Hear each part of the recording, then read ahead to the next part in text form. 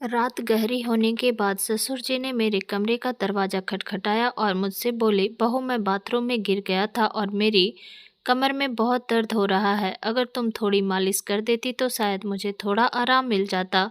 मैंने उन्हें अपने बिस्तर पर लिटा लिया और धीरे धीरे उनकी कमर की मालिश करने लगी। पर इसके बाद जो हुआ उसकी आप कल्पना भी नहीं कर सकते, क्योंकि इसके बाद मेरी पूरी ज़िंदगी बिखर गई थी। हेलो दोस्तों, आज की इस अनोखी कहानी में आप सभी का स्वागत है। मेरी शादी के 5 महीने बाद ही मेरे पति का देहांत हो गया था और मेरी ज़िंदगी में ग्रहण लग गया था। मेरे पिताजी ने बड़ी मुश्किल से मेरी शादी करवाई थी, लेकिन 5 महीने के अंदर ही मैं फिर से अपने मायके वापस आ गई थी। मेरे मायके में मेरी माँ नहीं थी।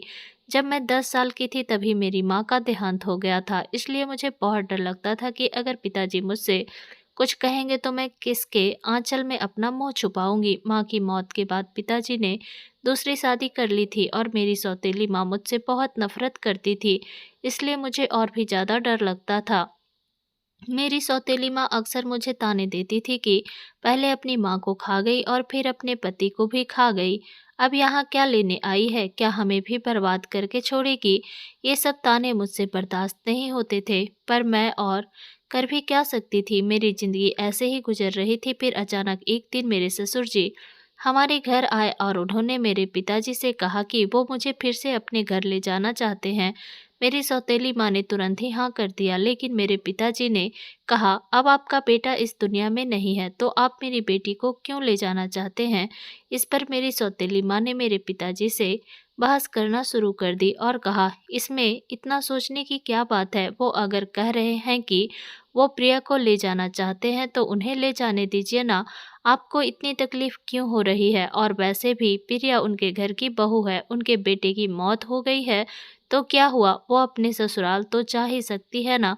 माँ के इस झगड़े के बाद पिताजी ने कहा, अगर मेरी बेटी वहाँ खुश रहेगी तो मुझे कोई दिक्कत नहीं है। प्रिया अगर जाना चाहती है तो आप उसे ज़रूर ले जा सकते हैं। मेरे ससुर जी ने मेरी तरफ देखा और कहा, चलो कपड़े वगैरह लेकर आओ। मैं भी सोचा कि यहाँ रहकर सौतेली माँ के ताने सुनने से अच्छा है कि अपने ससुराल जाकर सुकून से रहूं। मैं ससुर जी के साथ वापस ससुराल आ गई थी। यहाँ पहुँचने के बाद मैं अपने कपड़े बदल रही थी कि तभी मेरे ससुर जी मेरे कमरे में आ गए और बोले, बहू एक कप चाय बना लाओ। मैंने जल्दी से अपने कपड़े ठीक किए और रसोई में जाकर चाय बनाने लगी और चाय बनाकर ससुर जी को दे दी। चाय पीते हुए उन्होंने मुझसे कहा, प्रिया तुम्हें पता है इस घर में मैं बिल्कुल अकेला हूँ। मेरा बेटा मेरी इकलौती संतान थी और तुम्हारी सास भी गुजर गई है। मैं इसलिए तुम्हें यहाँ लेकर आया हूँ ताकि मुझे इस घर में अकेला ना लगे। मैंने कहा, पिताजी आप बिल्कुल चिंता मत करें, मैं भी तो आपकी बेटी की तरह हूँ, मैं हमेशा आपके साथ रहूँगी। फिर ससुर जी बोले, मुझे पता है कि तुम मेरे साथ रहोगी क्योंकि तुम्हारी सौतेली माँ तुम्हें मायके में कभी शांति से नहीं रहने देगी। इसी तरह दिन गुजर रहे थे और हम दोनों एक दूसरे का सहारा बने हुए थे। 6 महीने बाद एक रात मैं अपने कमरे में सो रही थी कि तभी देर रात किसी ने मेरा दरवाज़ा खटखटाया। मुझे समझ आ गया था कि ये मेरे ससुर जी ही होंगे, क्योंकि इस घर में हम दोनों के अलावा कोई और नहीं था और आधी रात को कौन दरवाज़ा खटखटाएगा। मैंने सोचा कि शायद पिताजी को कुछ ज़रूरत होगी, तभी देर रात यहाँ आए हैं। दरवाज़ा खुलते ही मेरे ससुर जी ने मुझे कब पकड़ लिया और बोले, बहू मैं बाथरूम में गिर गया था, मुझे बहुत दर्द हो रहा है, अगर तुम थोड़ी मालिश कर दो तो मुझे आराम मिल जाएगा। फिर मैंने उन्हें अपने बिस्तर पर ही लिटा लिया। मैंने उनकी मालिश करना शुरू कर दिया। कुछ देर तक मालिश करने के बाद मैंने नोटिस किया कि ससुर जी मुझे अजीब तरह से घूर रहे थे। ये देख के मैं थोड़ा सहम गई थी। तभी मैं बोली, ससुर जी क्या हुआ? आपको किस जगह पर ज़्यादा चोट लगी है? अगर आप कहो तो मैं डॉक्टर को बुला दूँ। इस पर ससुर जी ने कहा, नहीं बेटा, तुम बस मालिश कर दो, इससे ही आराम मिल रहा है। उनकी अजीब सी बातें सुनकर मुझे अब और भी अजीब लगने लगा था। फिर मैं बोली, ससुर जी आप यहीं मेरे कमरे में ही लेट जाइए। कमर में दर्द लेकर आप अपने कमरे तक कैसे जाएंगे? मैं आपके कमरे में जाकर सो जाती हूँ। मेरी बात सुनकर मेरे ससुर बोले, बेटा तुम मुझे इस हालत में अकेला छोड़ के चली जाओगी? अगर रात को मुझे बाथरूम जाना पड़ा या अगर मुझे किसी और चीज़ की ज़रूरत पड़ी तो मैं क्या करूँगा? इससे बेहतर है कि तुम यहीं सो जाओ। कुछ समय बाद मेरे ससुर उठकर मेरे पास आए और बोले, बहू मैं तुमसे कुछ कहना चाहता हूँ, अगर तुम मेरी बात मान जाओ तो ही। मैं कहूँगा। उनकी इस बात से मेरा दिल और भी ज़्यादा बेचैन हो गया था। मैं चिंतित होकर बोली, बोलिए पिताजी। ससुर जी थोड़ा हंसकर बोले, आज की रात मैं तुम्हारे साथ बिताना चाहता हूँ, क्योंकि अब अकेले अकेले अच्छा नहीं लगता है। मेरी पत्नी के मरने के बाद मैंने सोचा था कि फिर से शादी करूँगा, पर जब बेटे की भी मौत हो गई तो फिर मैंने शादी के बारे में सोचा ही नहीं। पर जब से तुम वापस आई हो तब से मैं तुम्हारे प्यार में दीवाना हो चुका हूँ। उनकी ये सारी बातें सुनकर मुझे बहुत असहज महसूस हुआ, लेकिन उनकी बात का विरोध करने की हिम्मत नहीं हुई। मैं अपने कमरे में ही सोफे पर लेट गई, लेकिन मुझे नींद नहीं आ रही थी क्योंकि मुझे बहुत डर लग रहा था। ससुर जी ने मुझसे कहा, बहू मुझे लगता है मैंने तुमसे कुछ गलत नहीं कहा। मैं चाहता हूँ कि तुम मुझसे शादी कर लो ताकि हमारे रिश्ते को कोई गंदा नाम ना दे। तभी मैं हक्का बक्का होकर बोली, ससुर जी आप ये सब क्या कह रहे हैं? आप मेरे ससुर हो।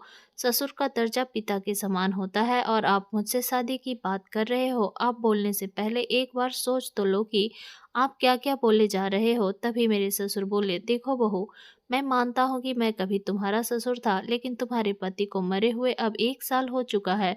जब मेरा बेटा ही नहीं रहा तो हमारे बीच में ससुर और बहू का रिश्ता कहाँ बचा है? मैं भी अकेला हूँ और तुम भी अकेली हो। हम पति-पत्नी बनकर ज़िंदगी भर एक-दूसरे का साथ दे सकते हैं। उनकी ये बातें सुनकर मेरा मन विचलित हो गया था। मैं आगे और कुछ भी नहीं बोल पाई। एक ओर सौतेली माँ के अत्याचार और दूसरी तरफ ससुर जी का ये अजीब व्यवहार। मैं तो इन दोनों के बीच ही फंस गई थी।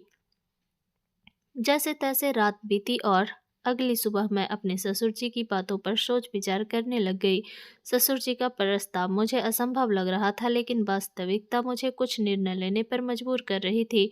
फिर मुझे ख्याल आया कि मैं अपने पिताजी से जाकर बात करती हूँ, लेकिन ये सब बातें अपने खुद के पापा से करने की हिम्मत मुझ में नहीं हुई, क्योंकि मुझे पता था कि पिताजी से बात करने के बाद मेरी ज़िंदगी में और भी नई समस्याएं आ सकती है। इसलिए मैंने उनके पास नहीं गई। एक दिन ऐसे ही शाम को फिर से मेरे ससुर जी ने मुझसे कहा, बहू मैंने तुमसे कुछ गलत नहीं चाहा, मैं बस इतना चाहता हूँ कि तुम हम दोनों के सुने जीवन में खुशियाँ भर दो। मैं अकेले नहीं रह सकता और तुम भी कब तक अकेले रहोगी? तुम्हें भी तो पति की ज़रूरत सताती होगी। ससुर जी के मुँह से फिर से ये सब बातें सुनकर मैं तो अंदर से काँपने लगी थी और आगे कुछ बोल नहीं पाई। समय धीरे-धीरे बीतता चला जा रहा था और ऐसे ही धीरे-धीरे मेरे और ससुर जी के बीच एक अजीब-सा संबंध बनता चला जा रहा था। पति की मौत के बाद मैंने सोचा था कि अब मैं इस दुनिया में बिल्कुल अकेली हो गई हूँ, लेकिन मेरे ससुर जी ने मेरे प्रति जो भावनाएँ ज़ाहिर की थी, उन्होंने मेरे जीवन को एक नई दिशा में मोड़ दिया। उनके शब्दों ने मुझे भीतर तक झकझोर कर रख दिया था।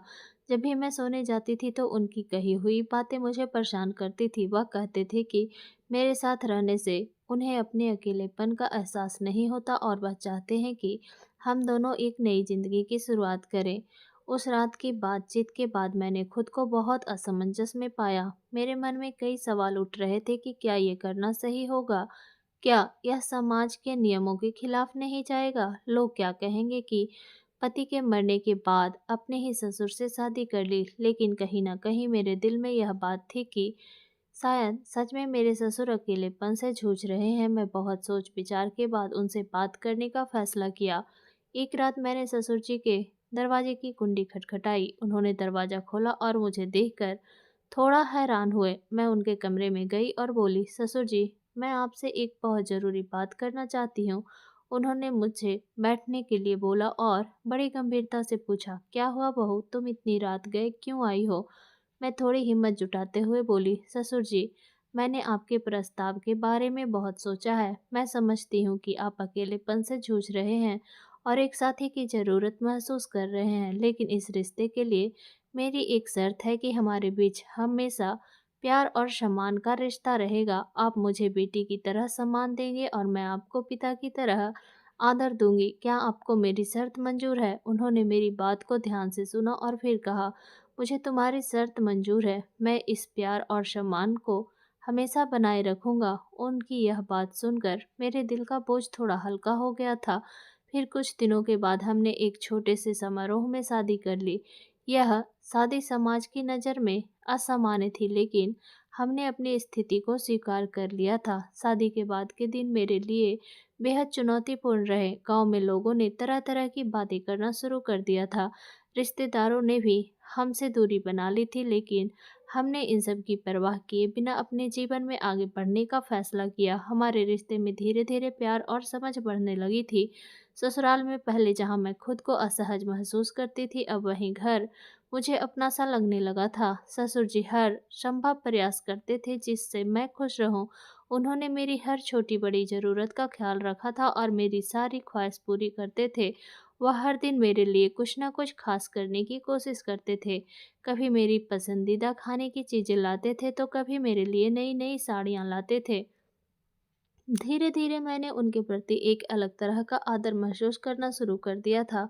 हम दोनों ने मिलकर एक नई जिंदगी की शुरुआत की थी। ससुर जी अब मेरे जीवन का एक अभिन्न हिस्सा बन चुके थे और अब हमारे बीच का रिश्ता सिर्फ ससुर और बहू का नहीं रह गया।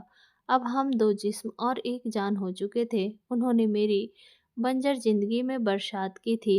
उन्होंने मुझे फिर से हंसना सिखाया था, जीवन को एक नए नज़रिए से देखना सिखाया था। शादी के कुछ महीनों बाद मैंने महसूस किया कि हमारे बीच का यह नया रिश्ता मुझे एक नई दिशा दे रहा है। हम दोनों ने साथ मिलकर कई मुश्किलों का सामना किया और हर बार एक दूसरे का साथ दिया। ससुर जी के साथ मेरे इस नए रिश्ते ने मुझे जीवन के कई नए पहलू दिखाए थे। उन्होंने मुझे यह एहसास दिलाया कि जीवन में अगर साथी सही हो तो कोई भी मुश्किल इतनी बड़ी नहीं होती कि उससे पार ना किया जा सके। समाज ने भी हमें बहुत खरी खोटी सुनाई थी, पर हमने किसी की बात पर गौर नहीं किया। हमारे रिश्ते में धीरे धीरे एक नए तरह का प्यार और सम्मान उभरने लगा। उनके साथ बिताए हर पल ने मुझे कुछ नया सिखाया और मुझे एहसास हुआ कि कभी कभी जीवन हमें ऐसे मोड़ पर ले आता है जहां हमें अपने फैसलों पर पुनर्विचार करना पड़ता है। आज मैं अपने ससुर जी के साथ एक नई जिंदगी जी रही हूँ और हमारे बीच का प्यार और सम्मान पहले से भी अधिक मजबूत हो गया है और वो मेरी जिंदगी के सबसे महत्वपूर्ण इंसान बन चुके हैं। कमेंट करके ज़रूर बताइएगा कि आपको ये कहानी कैसी लगी। अगर आपको ये कहानी पसंद आई हो तो इसे लाइक करें और अपने दोस्तों के साथ भी शेयर करें। आगे भी ऐसे ही रोमांचक कहानियों के लिए हमारे चैनल को सब्सक्राइब करें और बेल आइकन को दबाना ना भूलें। सब अपना और अपने परिवार का ख्याल रखना। धन्यवाद।